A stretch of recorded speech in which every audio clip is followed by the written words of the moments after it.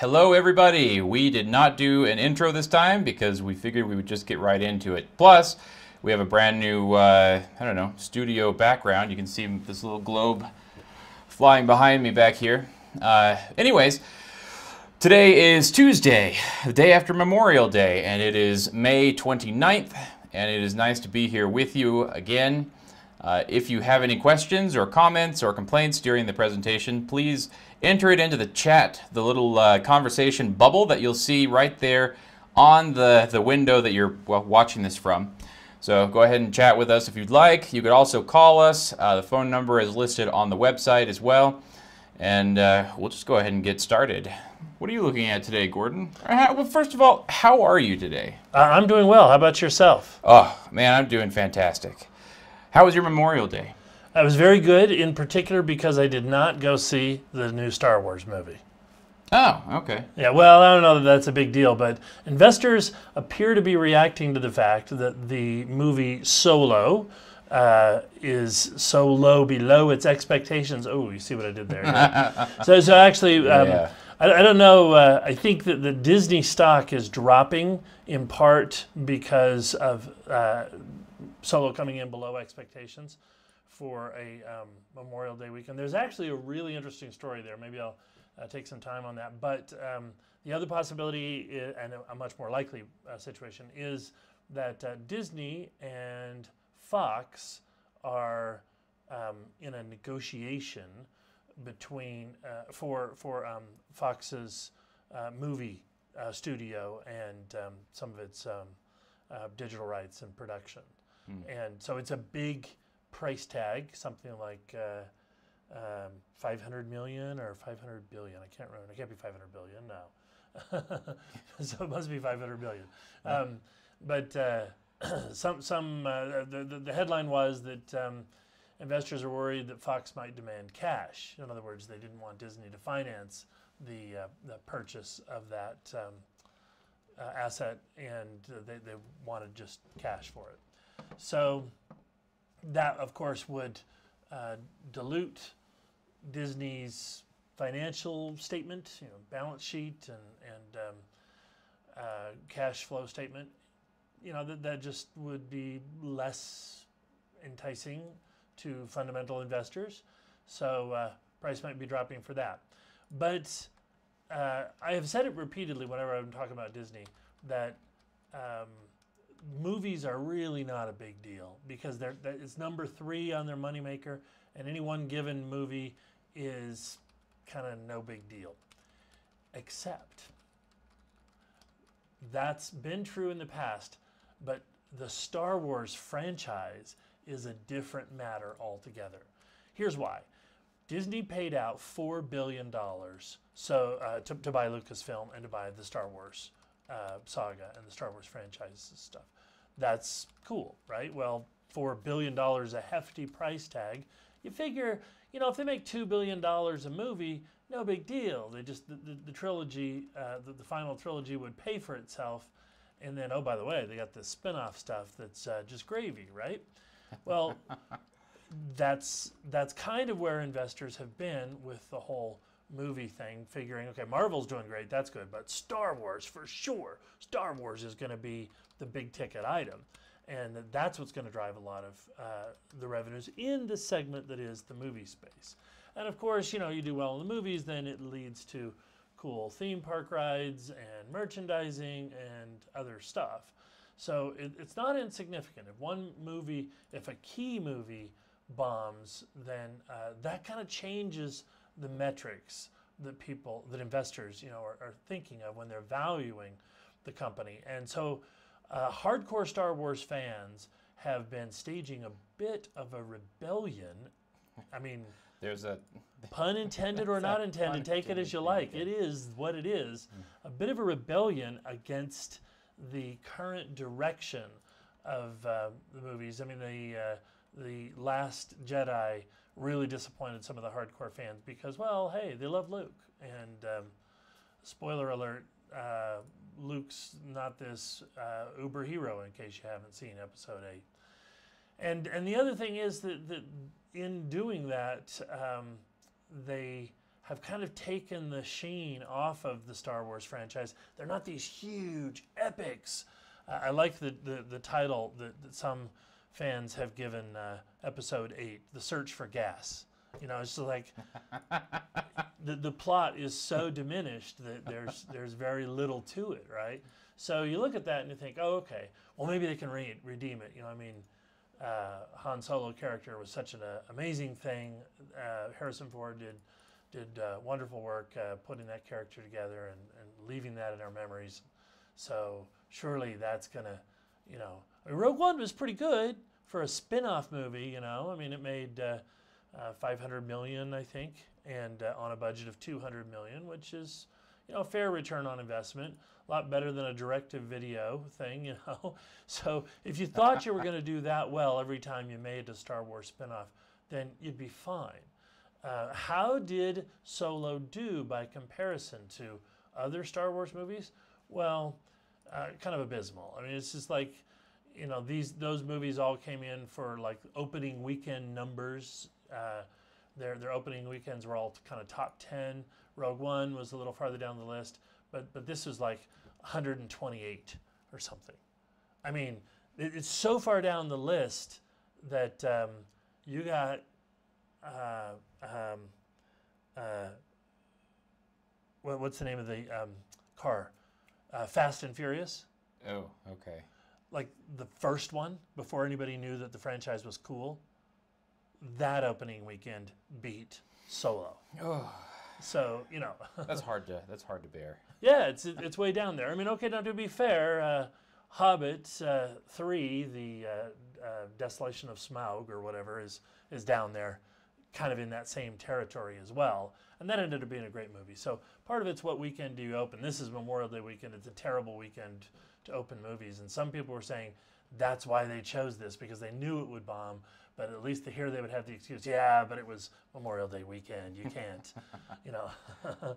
But so it's going to be an interesting thing. What will be interesting about it is if it doesn't do well, you know, afterwards. If the Star Wars hardcore fan base actually rebels enough that it makes a dent in the sales, will that make a change to the way Disney makes Star Wars movies, or will they just say, it's over. It's an era gone by. We gotta introduce My Little Pony into the background and put it on, you know, Saturday afternoon stuff. It'll be made for TVs going on from here. You know, we'll just go with the Clone Wars cartoons. Those are popular.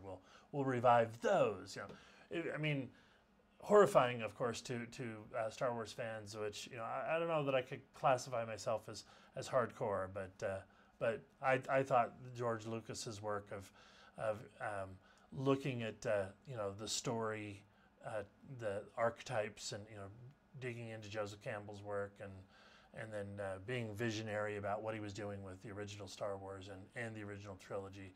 That's worthy. That is worthy of acclamation, and it was a storytelling and movie making achievement. It really was.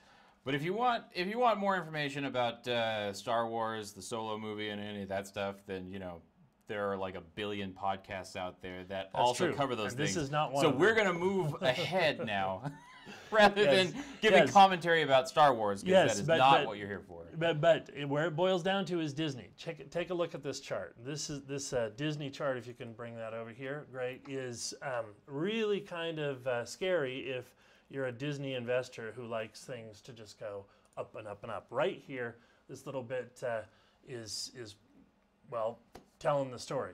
We had this range, and when you have a double bottom like this, where it goes up, breaks out, and comes back and retests, you know, you can cut into, you know, the old resistance a little. It's okay, but this sort of gap down, that's what we would call failing the test or failing the retest, whatever. It's bad, and so if you thought that the Star Wars saga didn't matter, well, this little candle's telling you think again, at least in terms of Disney's revenues.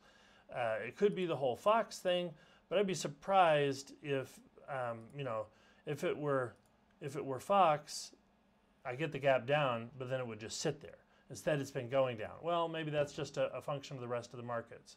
So we kind of want to keep an eye on Disney and Netflix both, because they both represent the opposite sides of the market, at least in terms of the entertainment space. So here's Netflix.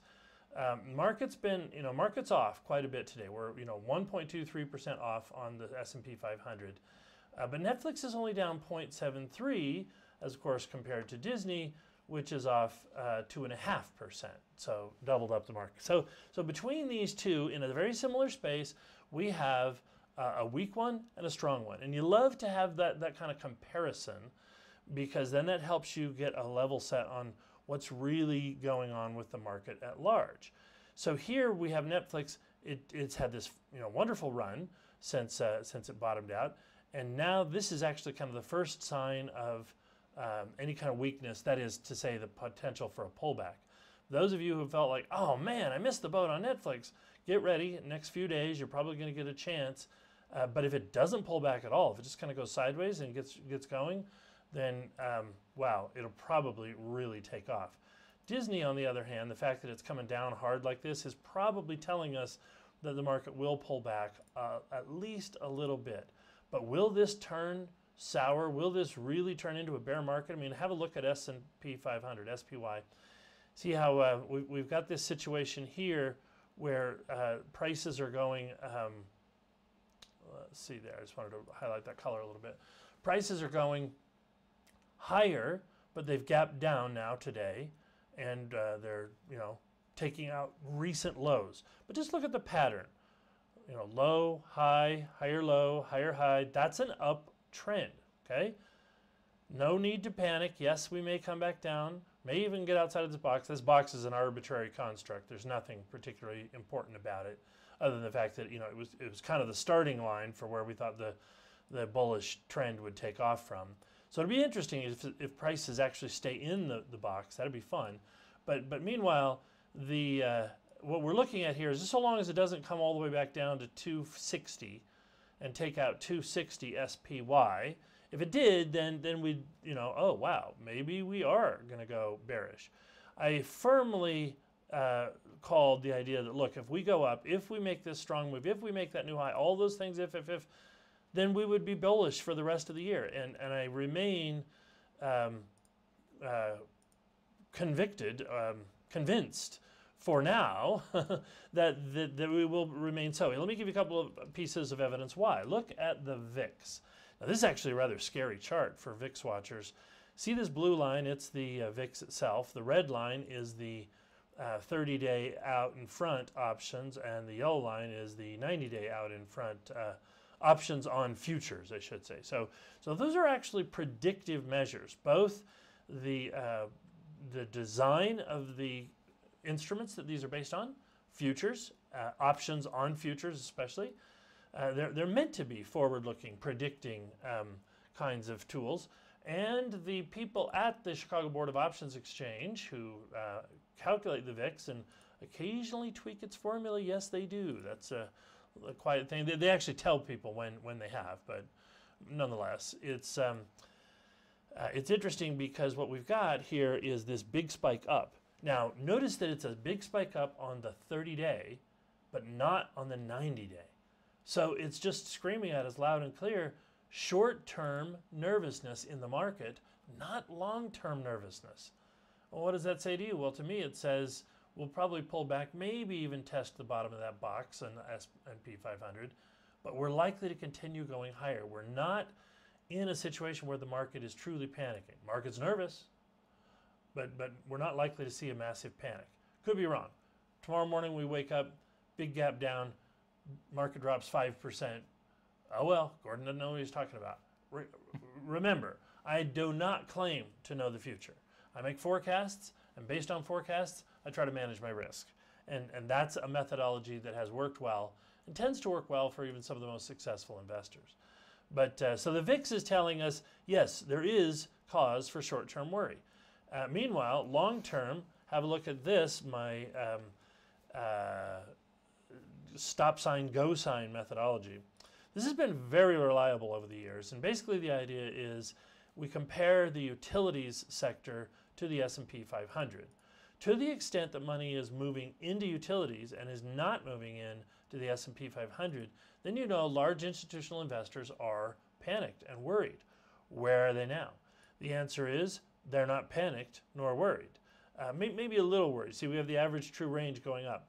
The most bullish signal is if the average true range is coming down and the S&P 500 is outperforming the utility sector and it is above its 200-day moving average, or in this case 12-month moving average. So these are month-by-month data points here. Very simplistic in terms of overall chart, but as I say, it's been very reliable. Until you see the utilities sector outperforming the S&P 500 for 2 months in a row, and you see the average true range rising in price for those same 2 months, that's a bearish signal. And we got that. We actually got that 2 months ago. The big question is, does the S&P 500 close below its 12-month moving average? If it does that, then 90% of the time we will see a bearish market of 6 to 9 months at least thereafter. Didn't happen. Didn't happen. We got everything except for the closure below the average. Instead, for this entire month, we have been been trending higher, and utility money has been coming out of utilities. Average true range is still going up. Now, all of this could change within the next 3 days if, in fact, somehow utilities shot up and S&P 500 just fell to the floor, 260 or 260 or lower, right? So if that sort of thing happened in just the next, what do we got here? 2 more days, right? Then we would say, whoa, bearish. This is bearish. Move to cash, protect your assets, etc. But right now, it's not saying that. And because it's not saying that, you need to be on the lookout for a buying opportunity. So let's go back and look at this chart really quick. Well, I'm not going to take the time on that one. Let's look at this one really quick. 3M. Some of you have heard me talking about 3M. And 3M, we said they're probably not quite ready yet. Could be a good buy soon. And we were looking for the divergence. Well, here it comes. We're not all the way there yet because we may not make a new low. But if the market goes down even a little bit more the next 2 or 3 days, 3M will come down, make a new low, and very likely make a divergence signal. So we're going to keep an eye on that. Because if in fact the market is bottoming out and heading higher, then there's good buying opportunities, big dips all around the place, and 3M would be one of them. If large investors felt like, hey, this is a good opportunity to be buying stocks, what do we want to buy that's undervalued? Well, they would, on their spreadsheets, immediately 3M would show up as being undervalued somehow. Here's one that's really interesting. JP Morgan, it has broken brand new lows, and hugely on this giant drop today. So we're going to want to keep an eye on that one. Bank of America also dropping. The financial sector, taking the hit that it is, tells us that that's nervousness, right? Let's check out what the utilities are doing. See, here's Duke Power, which has actually been coming up a few days, and it's actually up right now. Earlier today it was down, and so I thought, oh, no worries. But no, Duke and NextEra Energy, both of them on a strong rise. We'll see whether or not that carries the next 2 or 3 days. For now, as crazy as it looks to say this, crazy as it sounds to say this, the market is actually not panicking. In fact, just as we've been talking here, market's actually come up a little bit off of its bottom. So yeah, everybody must be listening. Everybody who knows anything checks out our show, right? They do. Well, yeah. Of course. We knew this already. Yeah. We knew this already. We're just catching everybody else up here. All right, so that's what I'm seeing today, and that's what I think is worth looking at. In the next later segment here, we'll have a look at some penny stocks. We'll have a look at some rebounding, reversion to the mean stocks. I got a new strategy I'm kind of excited about, and but we'll get to that. Before we do, though, Wes, why don't you talk us through some Forex stuff? We got some crazy stuff going on with the dollar hitting a brand new high, affecting most of the other currencies. What are you seeing? Oh, yeah, don't even ask me at the moment. Right now, I'm actually going back through all of the robots that I built yesterday. So yesterday we did Yeah, I did, I guess. Yesterday, I did a program that I called, I don't know, Backyard Robots Barbecue. Yes. We weren't barbecuing robots, but we were building robots. We built. I was only intending to build one robot per webinar, but I ended up building four robots during these webinars. So I've been fiddling with those all day and building them for other platforms because I have them for TradingView now because that's what we did during the webinar. But now I'm building them for MetaTrader 4 and for TradeStation, and so it's a whole lot of fun. Oh, but so I haven't even really paid much attention to anything currency related today because I've been so focused on robot stuff. So if you've got something to tell us about currencies, then I'd be interested to hear it anyways. Well, why don't you go ahead and bring up the Australian yen, Aussie dollar, Japanese yen chart, one that I like to talk about in terms of overall risk. And so we have been looking, in fact, is there any way you can put this behind us so I can actually point at it and try that out? Yeah, sure. Yeah, let's go there. Okay, so let me see if I'm in the right place. Yeah, right here. So right here in this area, we've got the Aussie yen making a brand new low. And the importance of this is that this little movement right before, which was really a strong, nice upward move, that was going to break the inverse head and shoulders pattern. And we should have sort of maybe, held up in that area and then maybe a little bit of dip and another higher move if, in fact, that pattern holds out as a reversal of trend. And it doesn't always, but when it does, it's a huge signal. Now, there are two reasons why the Aussie yen is that important of a signal. One, because it had a pretty good downward trend and it could be moving up. So we talked about the idea that it was 400, 500 pips in the potential move. We also had the recognition that the Aussie yen is kind of a good proxy for worldwide investment risk. If people are willing to take on the risk, then the Aussie yen is kind of where they go to do it. But if in fact they're not interested in taking on the risk, then you see money come out of this pair oftentimes. And so it was really setting up to be kind of like, wow, the worldwide investment community is interested in putting some money in. And then now this, right? Boom, forget it. Oh, just kidding. We're not interested. So that's kind of how scary it looks. Well, it isn't so much that they're not interested in investing, but that they aren't interested in taking risk, see? Because what is a good investment right now?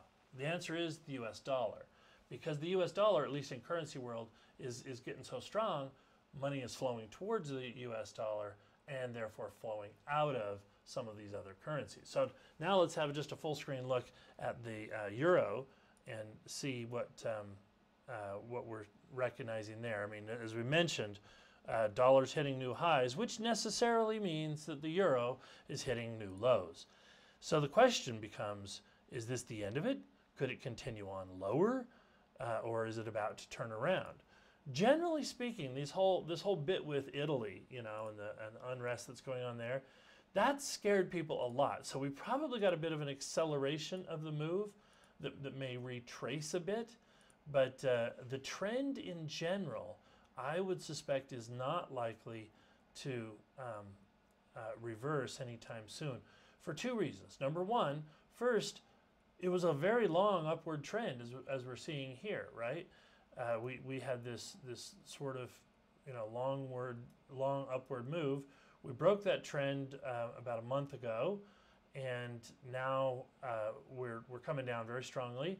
That is such a strong move, but it really isn't the full retracement of that trend. So there's just lots of room to go before we would think that somehow the trend could be done for any particular reason. Now let's see. The next line I want to draw here is there. This somewhat horizontal line. And notice what's forming here. A massive head and shoulders formation. Fundamental types, they don't like shampoo talk when it comes to prices, price action. They're like, that's not a reason to make a decision. The head and shoulders formation, the reason that you should pay attention to it and care about it is that it signals head and shoulders or inverse head and shoulders. I mean, call them triple top if you don't like the word, whatever. The whole point is it's price action that was trending in one direction and now has significantly changed to trend in another direction. And when that pattern occurs, this pattern will occur even with random series of data. Some people like to say, well, that just proves that the markets are random. Yeah, that's true. But if you try to trade as if the markets are random, you actually lose money. So there's some important subtle differences between what true randomness is and what the markets actually are. But meanwhile, if you think that the markets act almost like random, then it all makes sense, and then your predictions are likely to be more accurate, because then you're predicting semi-random behavior. Well, that's kind of what we're seeing here. We see this upward move with the potential, higher highs, higher lows, now all of a sudden no longer higher highs, and so that is just a trend change. That's an opinion, a group of people's opinions changing, right? So we don't have a head and shoulders here yet. We have a shoulder and we have this large head. If a head and shoulders pattern is a big indicator of change, then this stretch right here, the right side of the head coming down into the shoulder, you want to see an increase of volume if in fact you expect to be able to trade to the downside. And we have a very significant increase of volume. Look at the average, the moving average of volume, not to mention these spikes. So it's a very clear trend change movement going from one to the other. And so now comes the possibility that we could see another bump occur here, a bit of a rise back up, dropping in the dollar, and then back down again. Were that to happen, we could see a huge trend continuation occur. On the other hand, the signal I like the very best is the failed head and shoulders pattern. So if we did come up, make some kind of a high, come back down, start to go down a little bit, but then turn around and come back up. You love that. You love it when the head and shoulders fails, because after that point, there's usually a 70% chance that the pattern the price action will actually go make a new high. And in this case, that's quite a distance. That's 250 pips or so on the euro. And so that's very that's something very exploitable. And so we're going to keep an eye out long term, see if that sort of situation holds out. But meanwhile, we've got just this strong downward move, and a good chance that any kind of pullback that occurs will probably be met by continuation. We may not even get the full head and shoulders, just a quick jog and back down again. I'd be surprised by that. But if the whole Italy thing and the Trump and Korea thing continues on, that could make people more and more nervous, and people want to get out of all other currencies in the world, and they want to move their money into the dollar when they're afraid. So here you would expect that because of that, the dollar yen should be just on a tear, really on the rise. But in fact, the dollar has been dropping against the yen. So that's an interesting thing. And with that, we recognize, okay, that's why people aren't going to panic out of their investments. That's why the stock market, really isn't under a barrage of about to fail kinds of situations. I think that instead we can expect that we will see a rebound of sorts at some point for the S&P 500. We'll see how it ends up today. In fact, we're just about a minute away from closing, and as you can see, it's closing significantly off of its lows, and so I think that we will probably have a lot of opportunities to go looking for tomorrow. In fact, some of the things that we can do here in this next little bit is to look at a few value-based or penny stocks and some of their version of the main stocks. Does that sound good to you? I think it sounds fantastic. Does it sound good to everybody here? Because we don't hear much from everyone who joins us live. And the way that I figure it is, if you're here, you're looking for us to give you some advice or some market commentary or something like that. You're not necessarily looking to interact, but we love when people interact with us. So if you ever have an inclination to get in touch with us, text us at the number that should be right there on the page, or you can even just chat with us right there inside the chat box. In fact, let me show you how to do that really quick. That way, you'll actually know what I'm talking about, for one. Okay. It would help if I actually knew where my screen was. Should I bring it up on this one? Yeah, why don't you bring it up on yours? That way we can actually show this thing. Okay, where do I go? Let's see. So we're going to go to Trader Continuum right there. Okie dokie. All right. Oh, you know what? Now that we're on the page, I'm just going to point directly up and over my head to this chat box thing right here. Okay. Yeah, right there. There it is. Yep, there we go. If you click on that, you don't have to register for anything. You don't have to sign up for an account. You just put in your name. You can even put in Joe Schmo if you want. But just chat with us. Let us know if you have any questions as we're moving along, or if you want to see something in particular that we're looking at. It's so weird seeing both of us behind us. Yeah, a little bit of a meta work going on there, Yeah, exactly. Anyways, so I think we should just go ahead and take a look at some penny stocks. I think that's going to be pretty awesome. Well, all right, before I get into this, let me just ask you the question, Wes. Have you ever traded a penny stock? No, I haven't. Never. No. Is there anything anybody could say that would get you interested in trading a penny stock? I'll give you my money to do it. No. I don't know. Just from listening to you and Scott talk about your various strategies for doing penny stocks, it's piqued my interest. A little? Yeah, exactly. Because I've always been Forex. No, you're a big Forex and trader. So. I've wanted to always move into other types of investment strategies, trading strategies, and other types of financial instruments. So, yeah, my interest has already been piqued. So the great thing about Forex is that you can dial up and down your size, and therefore your risk, and therefore, in theory, your opportunity, right? If you're trading with a small piece, commissions are small pieces. They're not like, $5 or $10 per trade, whether it's big or little. Which if you don't have a good broker, then that's a problem that way. In penny stock world, in theory, you have a similar condition, assuming you have a broker that is going to give you an inexpensive trade if you have a small amount of money that you've put in. So there's some brokerages out there that do that, but others don't. And so you got to kind of look closely at if you're going to consider penny stocks. But for those people that already have $20,000, $50,000 or more in their 401k account, and they have a self-directed 401k or an IRA where they can buy individual stocks, it sounds like a terribly dumb idea, and it is, to put all of your money into a penny stock. That's because penny stocks are extremely volatile compared to other stocks and other instruments that you can trade.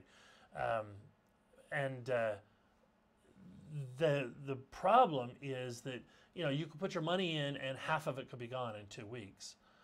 The opportunity, however, is you put all your money in and you could double or triple your account in 2 to 6 weeks. So that's what people look at and get excited about. It's really best to say, I'm not going to play the game that way regardless. I am going to take these stocks and then control the amount of exposure to them from my account by buying just the right amount of shares. And so long as I have a broker that isn't going to penalize me and charge me a lot of extra commissions or something because it's a penny stock, then that's a reasonable thing to do. So what I like to do is always have one penny stock in my portfolio. Sometimes I don't, because I don't find one that I'm interested in trading. And occasionally I have two, but that's rare. Usually I like to just have one penny stock in my portfolio. But I'm always on the lookout for what that one should be. Now, some of you have heard me talk about penny stocks in the past. Let me go revisit the trade that I'm currently in, the one penny stock I'm in right now, and that's Blue Apron. And there's a lot of reasons why I'm in Blue Apron, most of which are after I bought it, it went up, and so I'm still in it. That does make sense. Yeah, but in terms of getting in, I liked this pattern, this rounded bottom reversal, cup and handle reversal almost, if you will. It's what I like to refer to as a cup and handle reversal.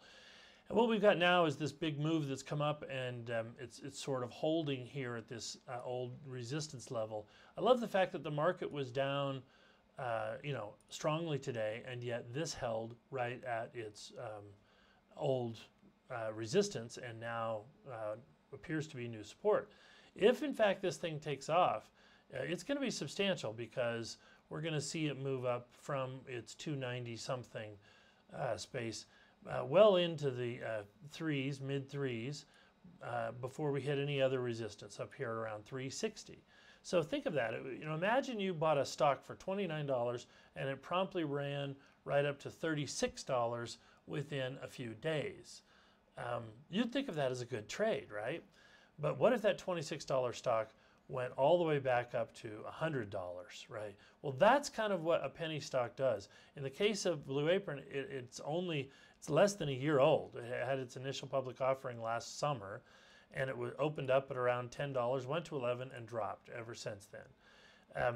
Whenever these kind of companies that actually have good funding, good market ideas, and good opportunity, whenever they open high and drop low, so long as they can manage themselves, there will be some point at which their business will take off. Think of Facebook. Facebook opened at 40 something, dropped to 20 something, and down around 20 something, it was the buy of the century, because now it's 5 times its price or more.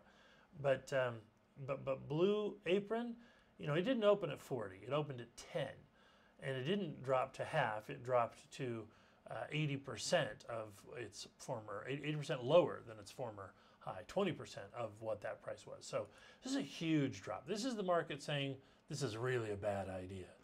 So the question is the market wrong? When I heard that Blue Apron had the idea to go put their stuff in Costco, I thought, market could be wrong, because that's a really innovative idea. And I don't know if it'll work, but if it does work, it will work beyond anybody else's expectations. And meanwhile, look at that trend, right? This price move is kind of breaking out of that trend. So the market is sort of saying, we might be wrong here.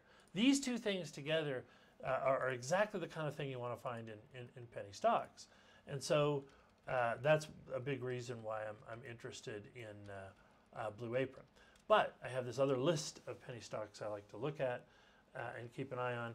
Here's one here, AYTU. It was really interesting for a while. It is not interesting anymore. Terrible, right? Stay away from that. Limelight Networks, nice jump and kind of holding. ZEST, here's an over-the-counter one, which really took off. Could be getting ready to break higher, right? So anyway, down this list, we got quite a list. Here's one I want to have you look at. JCPenney. Could JCPenney ever be a good investment? I mean, it doesn't seem like it, right? Seems like JCPenney and the big box mall stores are just, they're on their way out, like the Cretaceous period or something, or the Jurassic period, whatever. They're dinosaurs, and do they have any chance of doing anything other than just simply going extinct? You would think not, except have a look at this one. Sears Holding Company. So Sears has, this kind of crazy, wild activist investor who jumped in and took it over and doing all sorts of things. And people don't really, they're on the fence about whether or not he's really a good guy or doing anything good for the business. And yet, look at what this stock has done just in the past few months. Sort of bottomed out down here in the low twos. Average price of around 250 while bottoming out, and now it's in an upward trend, and we're looking at 350. We've been to 4. If that trend continues, we're likely to see 450 and maybe even 5 push into the picture over the next 3 or 4 or 5 months. So that's an interesting idea. Now this is mild compared to a lot of penny stock moves, I admit, but that's exactly, if you're just thinking, just dipping your toe into the possibility of penny stocks, that's actually the kind of stock you like, because you don't want it to, if it can go one way, it can go the other way, right? So if you're just getting started, then you want to find these ones that are kind of soft on you. And the question is, could JCPenney follow Sears Holding Company? Look, I'm never going to be able to know for sure, and you're not either, just by looking at bank statements and reading news headlines. Those are the worst indicators of all things penny stock. But the price is telling us something when it drops down after earnings. Everybody hates the news, whatever it was, hated the news that JCPenney had for earnings, and price is sitting down here at a third off of where it was. Well, JCPenney always liked to run a sale, so anyway. The right here, what we're looking at now, though, is this minor little bullish engulfing pattern. Small range on Friday, larger range today, bullish, going the opposite of the direction of the overall market. Penny stocks tend to do that, but generally, when you have a big company like this, they are influenced by the larger market, regardless of their price. And this one's going the opposite way, so it makes you wonder, somebody down here thinks it's a good value. Is it just a bunch of, exuberant, overly hopeful lottery ticket buyers, people like you and I, retailers that are just like, wow, this must be a great price. I'm going to give it a try.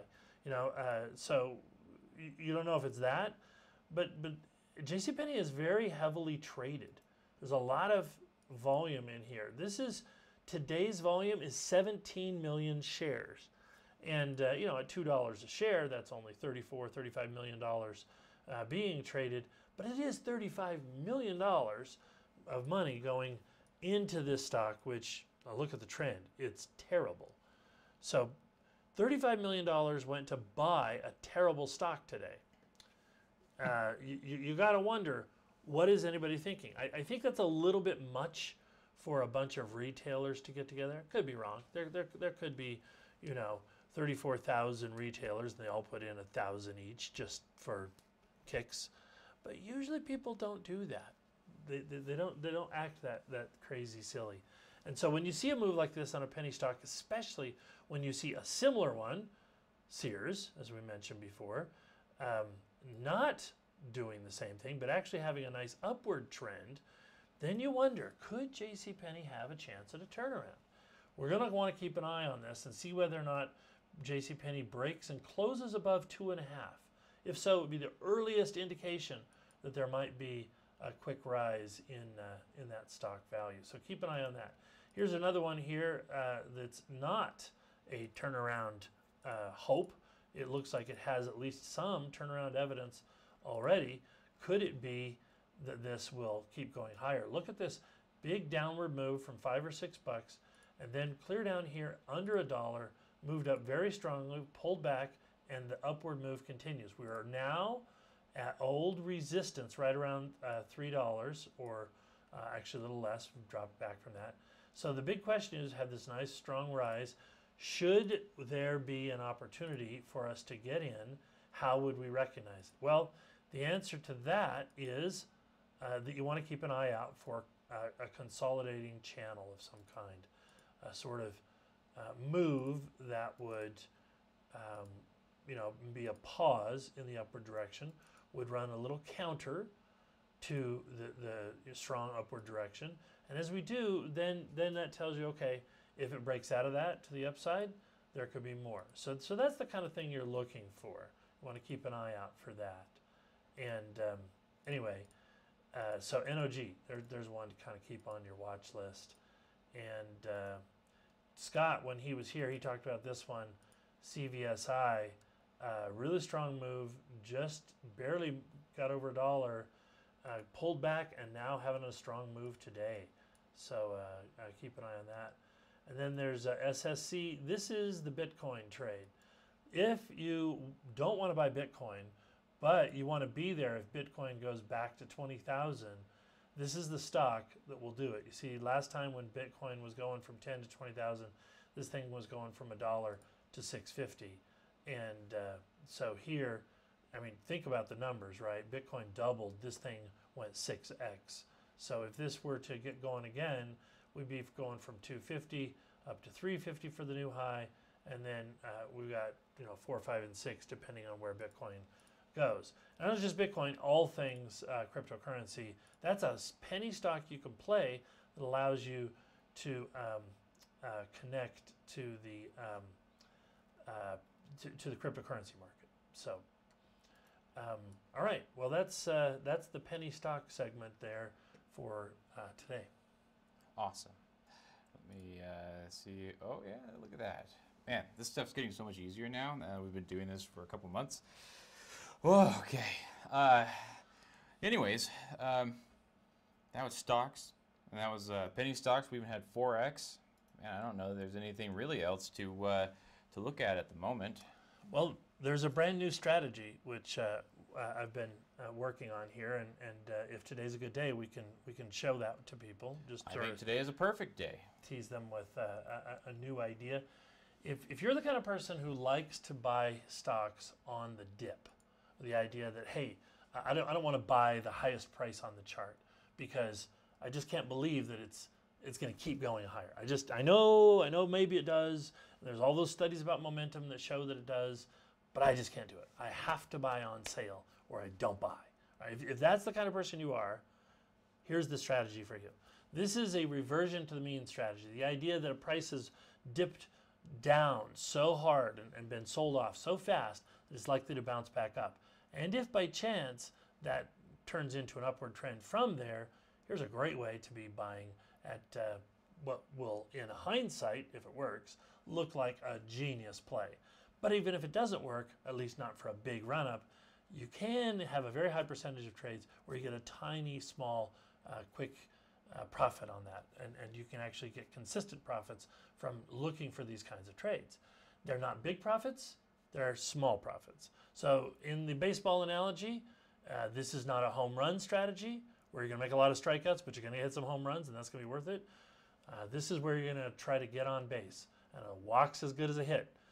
Do you know, in fact, we gave that baseball analogy a little while ago, and I finally came up with Joe DiMaggio as the guy, for hit singles. That's because he holds the hit streak. It was back in the 40s, but 1940s. He had the longest number of games. I think it was 56 games in a row where he got a hit and got on base from making a hit. So that's the longest streak in baseball. The record still holds today. But there's a more interesting record that most people don't know of, and it was made 9 years later by a guy by the name of Ted Williams. And Ted Williams, in baseball circles, has largely been recognized as the best hitter ever. And not, home run slugger, but just, and he had he has still the longest winning, or the longest streak of getting on base. So you have to count walks, right? So it's hits or walks. Anyway, he had 85 games consecutive where it's like, half a season back in those days, or now half a season anyway, half a regular season. So it was an incredible run where he got on base 80 times in a row. And that was mostly hits, about 50-some, 56, 57 hits, and the rest were walks. One of the best books on trading is actually the book that Ted Williams himself authored called The Science of Hitting. Now, it's all about baseball. It's all about baseball and hitting and how to get on base and how to judge a pitch and so forth. It's a really interesting read if you're a baseball nut. When I started years ago as a trading coach working for a company, Baseball coach. not a baseball coach, a trading coach, there was a group of us that all joined the company there for a while, and we were working as one-on-one over-the-phone coaches. And they had some training they would put us through on how to work the systems they had, and how to work with customers and people, make sure that we carried their information week by week, and certain level set expectations.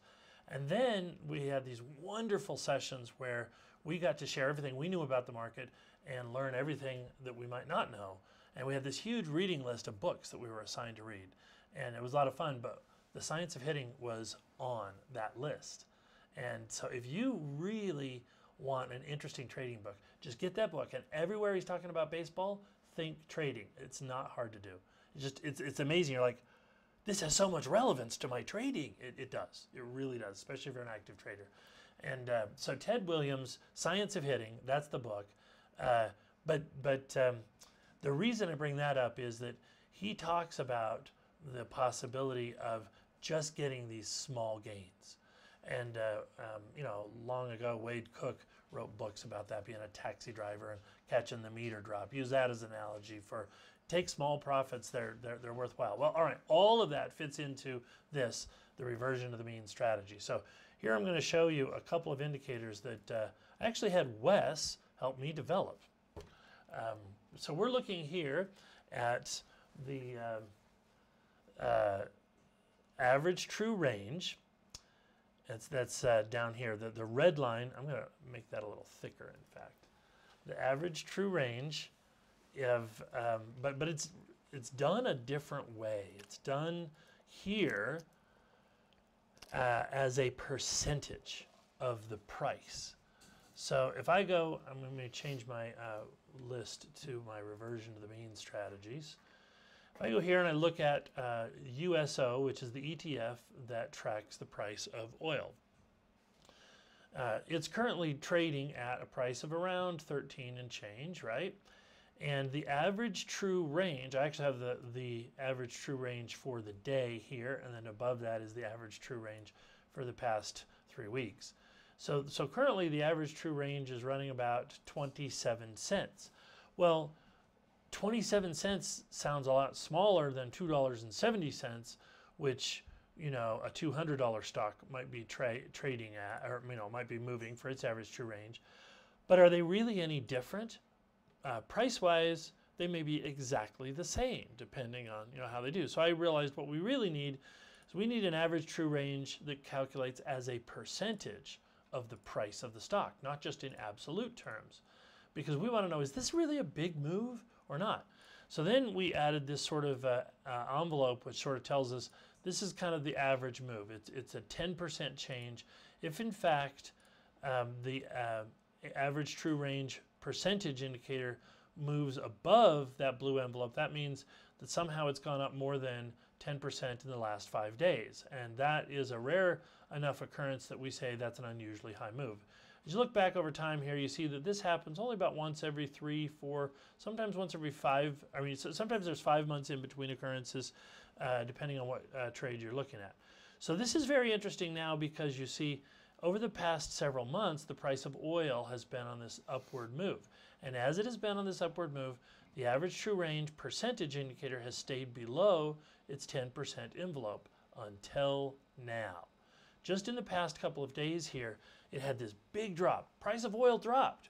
And it dropped and made a large average true range. And now, today, it's still going higher, the average true range. But you can see clearly, this is a smaller day than the day before. Fill in the gap, and it's about the same, but this gap did, you know, previous day was bigger. We're looking for the moment in time where this stops getting big. The range stops being so tall, and we recognize, hey, it could snap back from here. That's the reversion to the mean. We're looking for that kind of situation. So let's have a look at some of the stocks. If you look down this list, I've created a quick watch list of stocks that have had these kinds of drops with the potential for a turnaround. And here, Chevron, CVX, no big surprise, big drop in oil price, big drop in Chevron price. But look at the difference between USO, the oil ETF, and Chevron, one of the big oil stocks. See, it's a doji kind of, well, not quite doji, spinning top really is what they would call that. But it's a, you know, it's a range-bound day with a very small body, and that range is smaller than the day before. So this could be the potential for a reversal. This is the kind of stock you're interested in here, and then this strategy would tell you you're going to buy the next day. And then you give it, you know, give it some room because it could all of a sudden go crazy volatile. You got to give it some room. I like to give it at least at 1.5 ATR, and then if it goes up even half an ATR, get ready to take profits. Oftentimes you'll get it in the first day. Sometimes it'll last, you know, it'll take a couple of weeks for this thing, but it seems like the average is about 3 or 4 days. Where if you buy this, then it comes back up to at least half an ATR higher of where you bought it. And if you like to just let it run, if it looks like it's going to go bullish, great. But I like the idea of, hey, you just grab it if it gets half an ATR or a little bit over, especially if you can hold on for 2 or 3 days and hopefully get an upward gap in one of those days. Now, the good news is if you follow this strategy, you will win it at least, not at least, you will win it on average about 75% of the time. The bad news is when you lose it, it's a big loss because it's $1.50 or 1.5 times the ATR, right? Whereas, you know, so in other words, if you're taking $1.50 share price stop loss, you'd be looking for just 50 cents profit in the stock. Now, you don't have to use those numbers. You could go with, you know, I want 1 ATR up and I got 3 ATR down. You could do that too, but then the trade takes longer. You can also say, I'm only going to give it 1 ATR down, and I'm only going to take 1/2 of an ATR up. You'll still win that one most of the time. You'll still win that one 2 out of 3 times. What you're really hoping for, though, is that out of those wins, you sort of get the sense that, hey, this is really going to come back, and you hold on for 2 or 3 days, and it goes higher, much higher than what you were originally risking. You know, 1, 1.5, 2 times the ATR. If you get a trade like that, then wow, you really want to take that profit. You don't want to try to hold on forever. Just take that profit and go find another one. What's neat about these is you can find these trades almost every week. You can find half a dozen of these trades out there, even among big stocks. Next week or later this week, it'll be the financial sector. Anything that made a big drop and then slows its drop and then turns around, right? Or gives a sign of turning around. Today, it's the oil sector. But in the next few days, it might be the financial sector. So here's a few stocks that looks like it have. Here's one I actually tried to put a paper trade on with GE. As you can see, this trade's not done. And this is a good illustration of why you really want to give this some room. So we waited until the next day. We got in while the trade was down here at around 14, and you know, picked up a little bit of a bargain. We're interested after that point if we get back up to 14.66 or higher. We'll take that profit. Otherwise, we're stopping out clear down here at 13.90. So, you know, it's a lot of room, right? And very little. This is what happens. Sometimes you see these come down. Well, 1 out of 4 times it'll go all the way down and stop out. But even this, it'll come down, come back and forth, and a very good chance that it could possibly turn back up again. So that's what we're kind of keeping an eye on. All right, that sort of tells you the basics of the strategy and why it's interesting. But it's very important to be patient. Here's one more example. This is one you don't want to take until, see, it's a big drop, right? But you got to see that smaller move coming down here, a smaller day, you know, smaller strategy, or sorry, smaller range day coming in here. And that's when we would take the entry. Okay, well, with that, I think I'll leave it there. Would love to get feedback if anybody has any questions about that strategy. We'll be happy to bring it out and talk more. I'm going to be tracking it over the next several weeks, and at some point we'll come back and let you know how it went. Awesome. All right, we have been on for an hour now, so we're going to go ahead and just wrap this up. You'll be seeing more of the content that we've been producing over the coming weeks.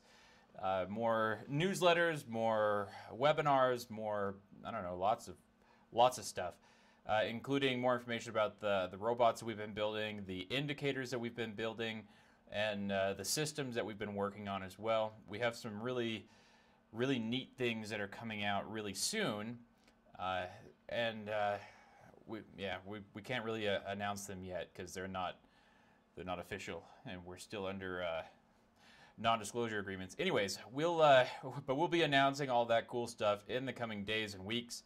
So please tune in every day to the Trader Continuum live broadcasts like you're doing right now, and also subscribe to the YouTube channel. If you subscribe to the YouTube channel, any videos that we come out with in the, just randomly, because sometimes we do come out with videos randomly. In fact, we'll probably be making another one right after this broadcast, but we do come out with videos throughout the week, and I try to email about them as often as I can, but sometimes we don't get an email out about the latest videos. If you are subscribed to the YouTube channel, you get an email about that automatically. So go subscribe to the YouTube channel or subscribe to Livestream, us on Livestream, and you'll know when the live broadcasts are happening. All kinds of cool stuff. But in the meantime, just let us know if you have any questions, and we hope to see you tomorrow. All right, and goodbye for now, right? Yeah, all right. Yeah. See ya.